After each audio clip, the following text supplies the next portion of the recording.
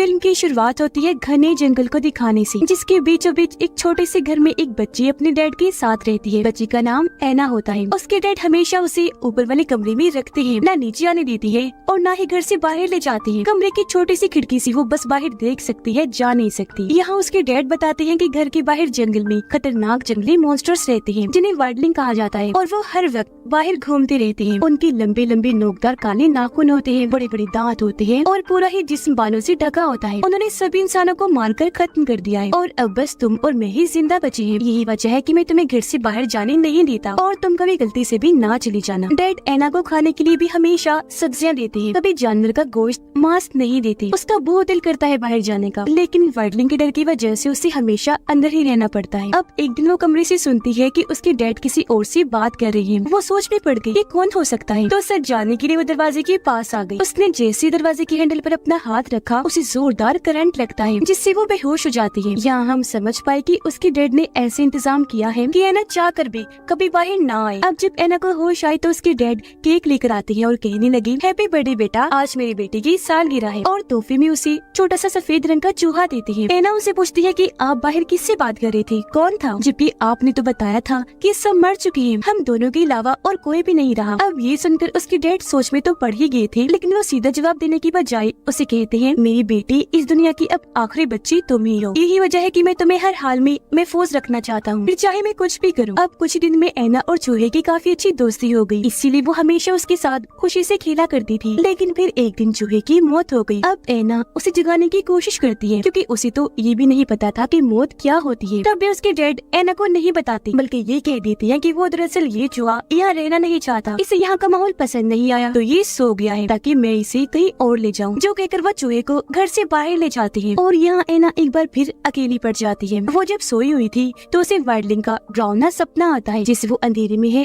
और उस पर वाइल्डलिंग का हमला हो गया है, जिस वजह से वो इतना डर गई कि फौरन नींद से उठ जाती है। अब कुछ दिन के बाद ऐना में बड़े होने की निशानियां जाहिर होने लगती हैं, जिस वजह से उसके डैड घबरा जाते हैं और उसे एक इंजेक्शन देना शुरू कर देते हैं ताकि वो जल्दी ग्रो ना करे, जल्दी बड़ी ना हो। अब ऐना को कुछ समझ नहीं आती कि मेरे डैड ऐसा क्यों कर रहे हैं, क्योंकि ये इंजेक्शन इतना तेज था कि वो अक्सर बेहोश हो जाया करती थी। और फिर ऐसे ही सब चलता रहा। उसके डैड हर रोज उसे इंजेक्शन दिया करती थी। ऐना वक्त के साथ साथ थोड़ी बड़ी तो हो ही रही थी, लेकिन इंजेक्शन की वजह से उसे इतनी कमजोरी हो गई थी कि वो हर वक्त बिस्तर पर ही पड़ी रहती थी। उसमें उठने की जरा भी हिम्मत नहीं थी। वो अपने डैड को कहती है कि जैसी हालत मेरे चूहे की हुई थी, मैं भी बिल्कुल वैसा ही महसूस कर रही हूँ, तो आप ही मुझे वहीं भेज दीजिए ना जहाँ आपने चूहे को भेजा है, क्योंकि अपनी हालत देखकर मुझे लग रहा है मैं यहाँ नहीं रह पाऊंगी, मैं बहुत तंग आ चुकी हूँ। ये सारी बातें बताकर वो बहुत ज्यादा दुखी हो जाती है। ये देखकर उसके डैड को भी काफी बुरा लगा। उन्हें खुद पर शर्मिंदगी होने लगी कि मैंने ये क्या कर दिया इसके साथ, इसकी जिंदगी ही बर्बाद कर दी। उन्हें खुद पर इतना गुस्सा आया कि उन्होंने गन अपने मुंह में रख के गोली चला ली। अब वो मरे या नहीं ये हमें दिखाया नहीं जाता, सीन इधर ही कट हो जाता है। अब दिखाया जाता है कि ऐना एक हॉस्पिटल में है, जहाँ उसकी हालत अब और खराब हो गई है और उसके चारों तरफ डॉक्टर्स खड़े हैं। उसे जैसे होश आई, अपने सामने पहली बार इतने सारे इंसानों को देखकर वो घबरा जाती है, अपना कंट्रोल खो देती है। इसी तरह वहाँ से उठी और बाहर भाग जाती है, जहाँ से सीधा वो छत पर आ गई। अब पहली बार सूरज को देख रही थी, तो यहाँ भी वो काफी परेशान हो जाती है। सूरज की रोशनी पहली बार उसकी आंखों पर पड़ी थी, तो चक्कर खाकर वो बेहोश हो जाती है। तब डॉक्टर्स उसके पास आए, फिर से उसे उठाकर कमरे में ले आते हैं और इस बार ऐना को बेड से बांध देते हैं। उसे जब होश आई तो सामने एक पुलिस ऑफिसर बैठी थी, जिसका नाम एलन था। वो ऐना की ऐसी हालत देखकर सोच में पड़ जाती है और डॉक्टर से पूछने लगती है कि आखिर इस लड़की को क्या हुआ है। डॉक्टर बताता है कि काफी अरसे से इसे एक इंजेक्शन दिया जा रहा था ताकि ये जल्दी ग्रो न करे, और इसे हमेशा एक कमरे में ही रखा जहाँ से ये कभी बाहर नहीं आई थी, और आज पहली बार इतने सारे इंसानों को देख रही है, तो इसी वजह से ऐसा बर्ताव कर रही है। अब एलन ऐना को अपनी हिरासत में ले लेती है, पर वो उसे पुलिस स्टेशन ले जाने की बजाय अपने घर में ले आती है, जहाँ एलन का छोटा भाई भी उसके साथ रहा करता था। वो जब ऐना को देखता है तो दोनों की दोस्ती हो जाती है। अब ऐना उनकी फैमिली से घुल मिल रही थी, इसलिए एलन सीनियर डॉक्टर से कहती है कि प्लीज मुझे इस बात की इजाजत दे दीजिए, मैं ऐना को अपने साथ अपने घर पर रखना चाहती हूँ, क्योंकि वो दूसरे इंसानों से घबराती है। उसे नहीं पता कि फैमिली क्या होती है। मैं उसे अपने साथ रहकर सिखाऊंगी कि नॉर्मल जिंदगी क्या होती है, और मुझे लगता है मेरे घर में वो महफूज रहेगी। अब डॉक्टर को काफी हद तक ये ठीक लगा, इसलिए वो एलन को इस बात की इजाजत दे देता है। अब हॉस्पिटल में हम एना के डैड को देखते हैं। जी हाँ, वो मरे नहीं थे, बस गोली से जख्मी हो गई थी, लेकिन उनकी हालत बहुत खराब थी। वो जिंदगी और मौत के बीच खड़े थे। उधर एलन का भाई एना से इतना घुल मिल गया था कि वो उसे बहुत कुछ सिखाता है। जहाँ जाहिर है एना के लिए सब नया था और उसे बहुत अच्छा लग रहा था। वो उसके साथ स्कूल भी जाती है और दूसरे लोगों से मिलकर काफी अच्छा महसूस भी करती है। अब जब से वो समझदार हुई, हर चीज को समझने लगी, तो उसे महसूस होने लगता है जैसे बहुत दूर की आवाज मुझे पास से सुनाई दे रही है और दूर उसे अजीबोगरीब ख्याल भी आती है। लेकिन वो उनसे नहीं घबराती, बल्कि पूरे दिल से इस जिंदगी को अपना लेती है। वो बहुत सारी किताबें पढ़ती है, जहाँ उसे पता लगता है कि वो जंगली मॉन्स्टर्स यानी वाइल्डलिंग्स नॉर्थ एरिया में रहते हैं। फिर अब ऐसे ही दिन गुजरते गए, जहाँ हम एना के जिस्म में होने वाले बदलाव साफ साफ देख पा रहे थे, जैसे कि उसके नाखून काले होना शुरू हो गए थे, पर वो ये बात किसी को नहीं बताती। अब एलन एना के पास आई और बताती है कि मैंने तुम्हारा डीएनए टेस्ट करवाया था, जिसकी रिपोर्ट आ गई है। उसके मुताबिक वो आदमी जिसके साथ तुम रहती थी, वो तुम्हारे असली डैड नहीं है, बल्कि वो तुम्हारे सौतेले डैड थे, इसी वजह से तुम्हें पाल रहे थे। ये सुनकर एना काफी परेशान हो जाती है और सोच भी पड़ गई कि अगर वो मेरे डैड नहीं तो फिर मेरे असली माँ बाप कौन है और वो कहाँ होंगे। अब उसे परेशान देखकर एलन का भाई उसे तसल्ली देता है और अभी दोनों मिलकर अपने क्लासमेट के घर जाते हैं, जो इनके साथ पढ़ता था, जिसके घर पर पार्टी चल रही थी। अभी पार्टी का माहौल भी क्योंकि एना के लिए नया था, इसीलिए उसे ये सब भी अजीब लगता है, लेकिन फिर उसे अच्छा महसूस होने लगा। वो एंजॉय करने लगती है और शराब भी पीती है। उसे चक्कर आने लगे, लेकिन फिर थोड़ी ही देर बाद वो ठीक भी हो गई। अब उसने नोटिस किया कि मेरा एक क्लासमेट मुझे घूर रहा है, लेकिन उसे नजरअंदाज करके वो एलन के भाई से बातें करने लगी। वो जब एना के करीब आया तो एना के मुंह से खून आने लगता है। वो घबरा गई और वॉशरूम में जाती है चेक करने, जहाँ वो ये देखकर काफी डर जाती है कि मेरे दांत टूटकर गिर रहे हैं। उसे बहुत अजीब लगा। खिड़की से कूदकर वो बाहर आई और पार्टी छोड़कर चली जाती है। कुछ दूर जाने पर उसे ऐसा महसूस हुआ जैसे कोई उसका पीछा कर रहा है। उसे लगा ये जरूर वाइल्डलिंग होगा, इसलिए जब उसे अपने पीछे आहट महसूस हुई तो वो बिना सोचे वाइल्डलिंग को काट लेती है, जिससे वो नीचे गिर गया और बड़ी तेजी से उसका खून बहने लगता है। अब पता चला कि वाइल्डलिंग नहीं बल्कि वो लड़का था जो पार्टी में एना को घूर रहा था। वो इसका पीछे करते करते यहाँ इसलिए आया क्योंकि वो एना के साथ कुछ करना चाहता था, लेकिन पहले ही एना ने उसे काट लिया और क्योंकि उसका बहुत खून बह चुका था, इसलिए मौके पर ही उसकी मौत हो जाती है। अब एना वहाँ से अपने पुराने घर आ गई, जो जंगल के बीच में था। वो यहाँ सबूत ढूंढने लगती है ताकि पता लगवा सके कि मेरे असली मॉम डैड कौन है, लेकिन उसे यहाँ कोई जानकारी नहीं मिलती। इसीलिए वो अपने जिस्म पर लगा खून साफ करके दूसरे कपड़े पहनती है और वापस एलन के घर आ जाती है। वो बड़ी गुमसुम होकर बैठी हुई थी और क्योंकि एलन को भी काफी परेशानी हो रही थी, इसलिए वो एना से काफी सारे सवाल करती है, पर वो किसी भी सवाल का जवाब नहीं देती, जिससे एलन समझ जाती है कि जरूर कुछ बड़ा हुआ है। अब तभी दरवाजे पर एक पुलिस ऑफिसर आया, जो एलन को बताता है कि मैं एना से पूछताछ करने आया हूँ क्योंकि उसका क्लासमेट गायब है, हो सकता है वो कुछ बता दे। इस पर एलन जवाब देती है कि अभी वो बहुत घबराई हुई है, किसी बात का जवाब देने की हालत में नहीं है, तो उससे फिलहाल कुछ न पूछा जाए, जिस वजह से वो ऑफिसर वहाँ से चला जाता है। अब एलन वापस एना के पास आई और उससे पूछती है कि कल रात तुम कहाँ थी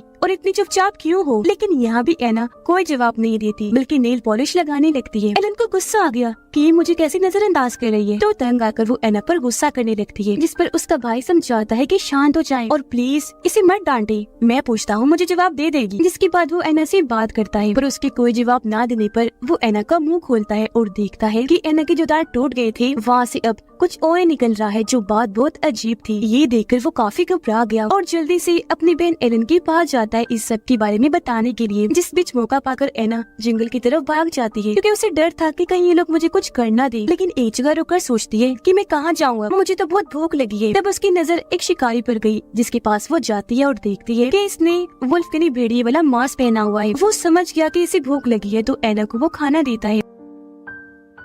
फिर वो उसकी नाखून और दांत देखकर पूछता है कि तुम वाइल्डलिंग तो नहीं हो, जिस पर एना खामोश रही क्योंकि वो खुद नहीं जानती थी कि मैं क्या हूँ। वो बस इतना बताती है कि मैं अपनी मोम को ढूंढ रही, पर शिकारी समझ गया कि ये क्या है, इसलिए वो एना को कहता है कि तुम एक केव यानी गार में जाओ, तुम्हारी मोम तुम्हें वहाँ मिल सकती है। वो यहाँ ऐसी केव के बारे में बात कर रहा था जहाँ पर वाइल्डलिंग्स रहती है, क्योंकि वो जान गया था कि ये भी एक वाइल्डलिंग ही है। जी हाँ, बिल्कुल, एना भी वाइल्डलिंग ही थी और उसके जिस्म होने वाले बदलाव इस बात का सबूत थे। अब एना उसकी बताई हुई केव में जाती है, जहाँ उसे बहुत सारे स्केलेटन्स यानी ढांचे पड़े दिखते हैं। एक खोपड़ी में गोली का निशान बना हुआ था, जिसे देखकर एना सोचने लगती है कि यही मेरी मोम होगी। तभी उसे ख्याल आया कि जब मैं पैदा हुई थी तो मेरे सौतेले डैड ने मोम को शूट करके मार दिया था। उन्होंने मुझे नहीं मारा बल्कि अपने पास रख लिया ताकि मुझे पाल सके। ख्याल से बाहर आकर एना बहुत दुखी हो जाती है और फैसला करती है कि मैं पता लगवा के रहूंगी कि आखिर आखिर सुतीले डैड ने मॉम को शूट क्यों किया था। ये बात पूछने वो उसी हॉस्पिटल में जाती है जहाँ पर सुतीला डैड था। वो दरवाजे पर से खड़ी होकर उसे देखने लगी, जो इतना जख्मी था कि उसकी हालत कुछ बताने वाली नहीं थी। लेकिन उसने महसूस कर लिया था कि एना आई है, इसीलिए वो अपनी गर्दन मोड़कर उसे देखने लगता है। उधर एलन के पास उस लड़के की केस फाइल आई जिसे एना ने काटा था इन उसका क्लास में, क्योंकि उसकी लाश मिल चुकी थी। एलन ने एना का कमरा चेक किया, जहाँ से उसे ऐसी ड्राइंग्स मिली कि उसे शक होने लगा कि जरूर एना ने ही उस लड़के को मारा है। आगे वो कुछ सोचती एना यहाँ वापस आ गई थी और एलन की गले से लगकर वो रोने लगती है। कहती है कि मुझे संभाल लीजिए, मैं बहुत दुखी हूँ। अब जब एलन उसके हाथों को देखती है तो उसके बड़े बड़े नाखून देखकर उसका शक यकीन में बदल जाता है कि इसने ही उस लड़के को मारा। इसीलिए उसे गिरफ्तार करके जेल में बंद कर देती है। इस वजह से एना काफी परेशान हो गई। अब मैं क्या करूँ, इनसे क्या कहूँ, कैसे बताऊँ इनको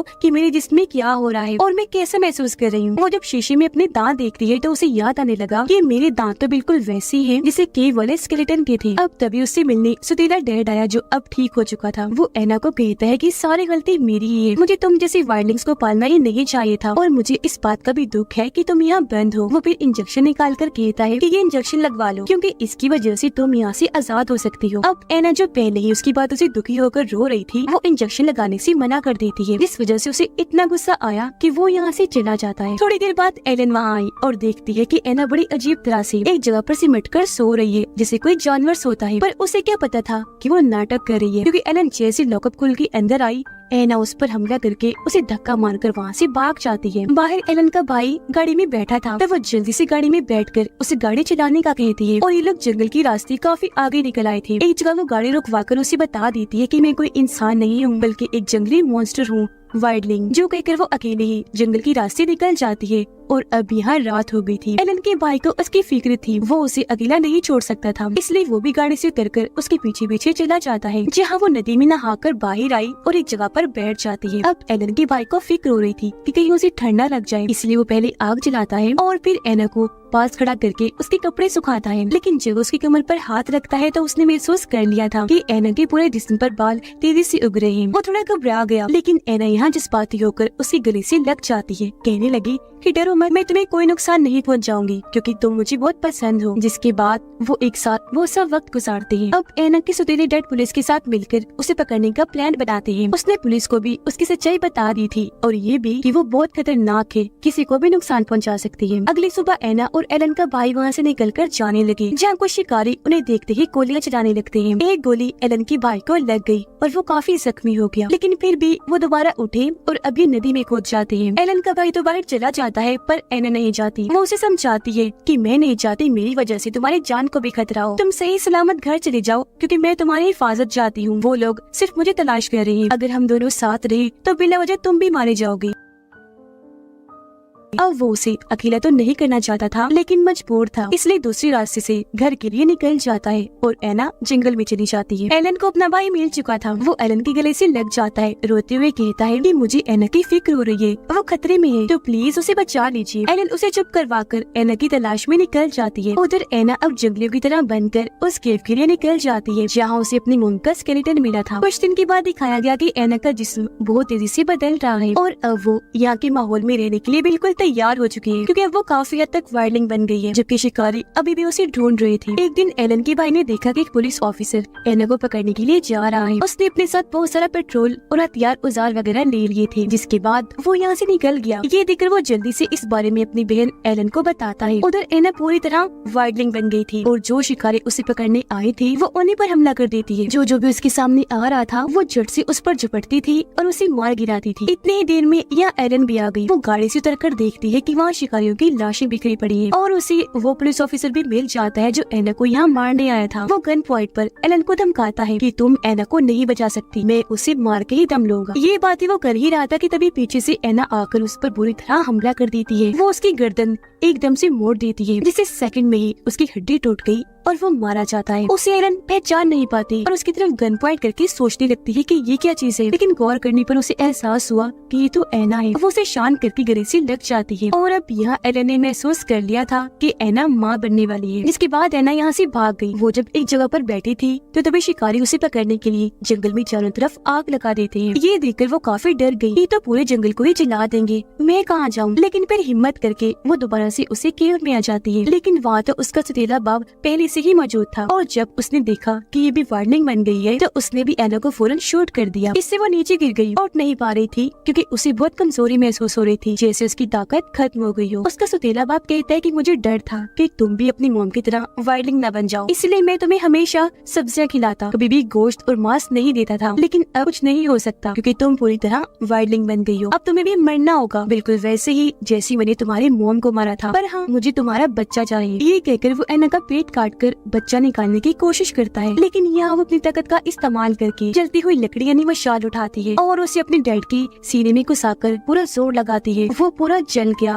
और वहीं उसकी मौत हो जाती है। और अब यहाँ उसकी पूरी ताकत खत्म हो गई थी, इसलिए वो चिल्लाकर नीचे गिर जाती है क्योंकि पेट भी कटा हुआ था। कुछ ही देर में यहाँ वो शिकारी आया जिसने एना को खाना खिलाया था और इस केव का रास्ता बताया था। वो एना के कटे हुए पेट पर टांगे लगाता है तो तब जाकर उसकी हालत थोड़ी बेहतर होती है। अब एक तरफ पुलिस वाले, एक तरफ शिकारी, तो एक तरफ एलन और उसका भाई सभी एना को ढूंढ रही थी। फिर एलन और उसके भाई को एना एक जगह दिख भी जाती है, पर क्योंकि वो चाहते थे कि एना जिंदा रहे इसलिए वो किसी को भी कुछ नहीं बताते। अब ऐसे एना काफी दिन तक चलती रहती है, जिस बीच रास्ते में ही उसका बच्चा पैदा हो जाता है। वो बच्चे को लेकर फिर से चलती रही और आखिरकार नॉर्थ एरिया में आ ही जाती है जहाँ पर सभी वाइल्डलिंग्स रहते हैं। यहाँ सामने तेज रोशनी थी, तभी वो उस जगह से वाइल्डलिंग्स की आवाज सुनती है क्योंकि उसे एहसास हो गया था कि उस रोशनी के पीछे ही वाइल्डलिंग्स रहते हैं और वो उसकी तरफ ही चल देती है क्योंकि वहाँ उसकी फैमिली होगी और अब से वो अपने जैसे लोगों में ही रहेगी। इंसानों का बुरा बर्ताव वो इतने टाइम से जो बर्दाश्त कर रही थी अब उसे नहीं करना पड़ेगा। वो आजाद होगी और जाहिर है उसका बच्चा भी वाइल्डलिंग ही होगा तो वो उसे भी यहाँ आराम से पालेगी। और इसी के साथ इस फिल्म की कहानी यहीं पर खत्म हो जाती है।